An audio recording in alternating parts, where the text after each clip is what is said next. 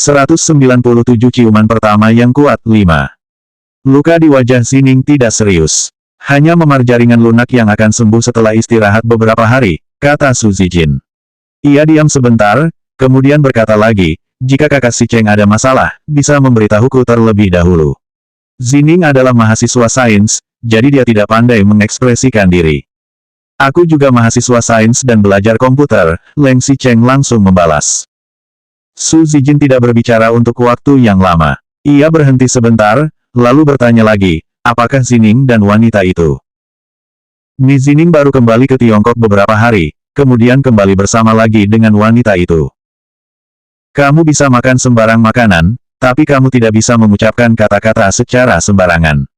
Tegur Leng Si Cheng. Matanya mendadak berubah menjadi dingin dan suaranya juga menjadi lebih tegas. Dia dan aku sudah menikah selama 3 tahun. Kamu dan Ni Zining juga sudah bertunangan. Jika Ni Zining tidak memiliki niat atau pikiran yang buruk, pasti tidak mungkin.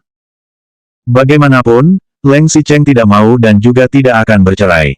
Jika Ni Zining berani membongkar dan menerobos dinding perbatasan yang telah dibangun Leng Si Cheng, lain kali yang terbang ke arahnya bukan hanya sesederhana bola bowling. Su Zijin tidak menyukai Gu Qingqing.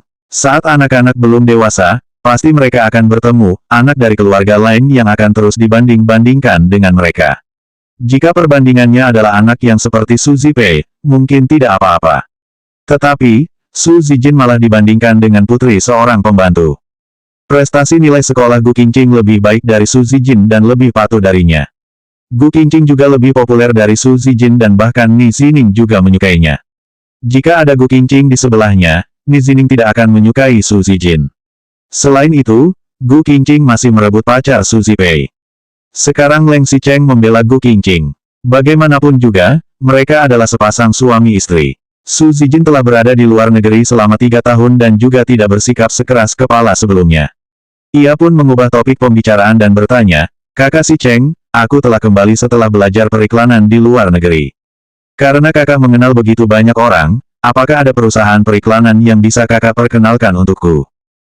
Su Zijin tidak seperti Su Zipei dan Ni Zining.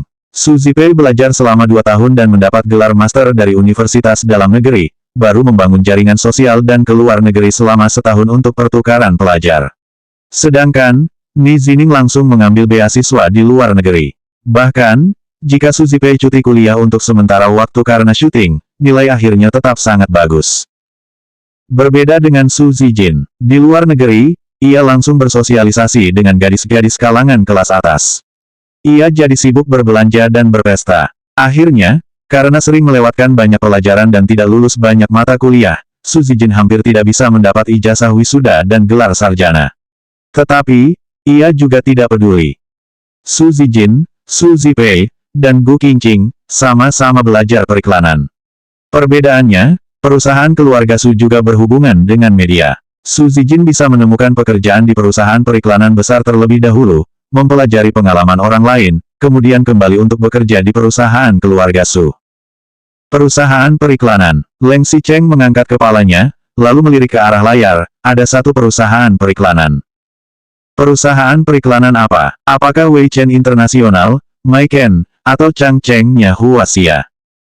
Leng Si Cheng menggelengkan kepala, bukan itu. Tapi, perusahaan ini membangun momentum yang sangat kuat baru-baru ini dan juga memiliki pemimpin yang sangat menarik. Jika kamu ke sana, pasti kamu akan merasa itu sangat menarik. Leng Si Cheng mengangkat kepalanya dan ternyata film pendek di layar proyektor telah berakhir. Sekarang terpampang logo besar Suyi. Leng Si Cheng menyipitkan matanya, kemudian sebuah senyuman penuh makna terbit di wajahnya. Gu Qingqing sama sekali tidak tahu soal perhitungan kecil yang ada di benak Leng Si Cheng. Selama hari Minggu, Gu Qingqing beristirahat dengan baik di rumah seharian penuh. Ketika ia berangkat kerja di hari Senin, sudah tidak ada gejala penyakit flu. Setelah Gu Qingqing tiba di perusahaan, rapat rutin akan segera diadakan. Gu Qingqing telah menyiapkan dokumen dan materi. Sebelum dimulainya rapat, ia juga mencetak salinan tambahan untuk memastikan bahwa kali ini Shen Yating tidak mempunyai kesempatan untuk mengakibatkan masalah lagi. Setelah rapat dimulai, semua berjalan dengan lancar sesuai seharusnya dan agenda lain masih baik-baik saja. Lin Zui kemudian berdiri dan mengumumkan yang paling penting. 198 musuh yang ditakdirkan, 1. Tadi, grup Leng mengirim pesan kepada kita bahwa proposal kita telah dipilih.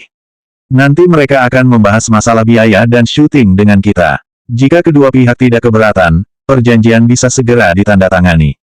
Semua orang tahu bahwa grup Leng memiliki banyak uang. Karenanya, setiap kali grup Leng meluncurkan syuting iklan babak baru, proyek mereka menjadi target yang diburu hingga diperebutkan oleh setiap perusahaan periklanan. Proposal kali ini berhasil diterima sebagai hasil upaya kerjasama dari kedua tim. Namun, kedua tim harus mengajukan rencana syuting spesifik dan ide-ide yang detail sebelum hari Jumat untuk menentukan tim mana yang akan memproduksi iklan ini.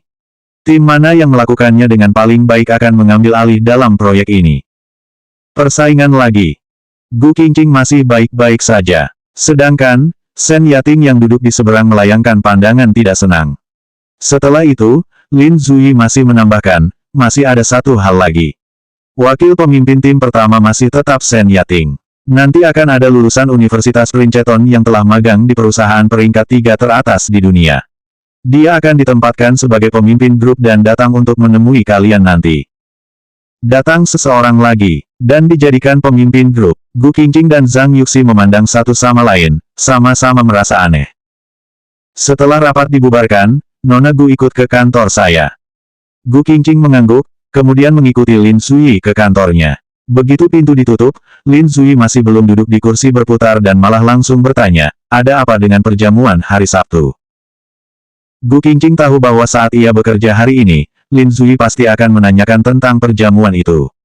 Tetapi, Gu Qingqing benar-benar tidak ingin membicarakannya. Perusahaan mereka akan segera bekerja sama dengan grup Leng. Gu Qingqing takut jika ia mengumumkan identitasnya saat ini, ia harus segera mengundurkan diri. Tuan Lin, saya pergi bersama teman saya. Mengenai hal-hal yang ingin Anda tanyakan setelah itu adalah masalah pribadi saya. Saya tidak ingin membicarakannya, tetapi, saya jamin ini adalah masalah pribadi dan tidak akan mempengaruhi pekerjaan saya. Masalah pribadi. Lin Zui menoleh kembali dan menatap Gu Qingqing dengan serius. Gu Qingqing berdiri tegak, matanya jernih, dan ekspresinya tetap terlihat tenang. Padahal, Lin Zui tahu bahwa Gu Qingqing adalah istri Leng Xicheng. Kedua orang ini sangat menarik. Leng Xicheng terlihat suka bermain wanita di luar dan banyak berita skandal mengenai pacar-pacarnya di luar sana. Tetapi, begitu Leng Xicheng melihat wajah istrinya muncul di pintu samping, ia segera meninggalkan semua orang dan berjalan ke arahnya. Dibanding Leng Xicheng, reaksi Gu Qingqing bahkan lebih menarik. Wanita itu berbalik dan melarikan diri, seolah-olah Leng Xicheng adalah bencana yang harus dihindari. Selain itu, sebenarnya jelas Gu Qingqing bisa menggunakan statusnya sebagai Nyonya Leng untuk mendapatkan proposal dengan mudah. Namun, ia malah ingin bekerja keras sendiri.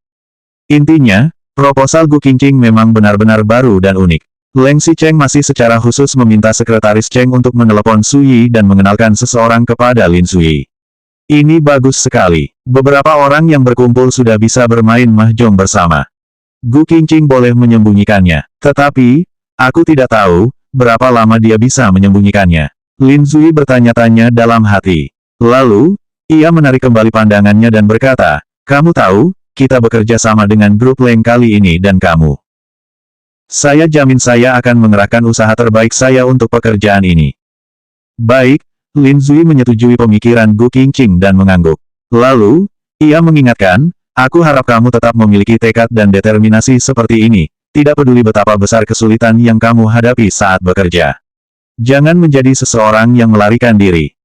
Tepat di saat ini, ada keributan di luar. Lin Zui pun berkata lagi, kelihatannya pemimpin tim kelompok pertama telah tiba.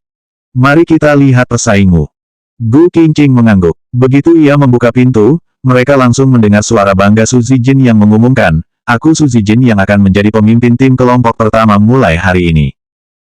Selanjutnya bab 199 musuh yang ditakdirkan, 2.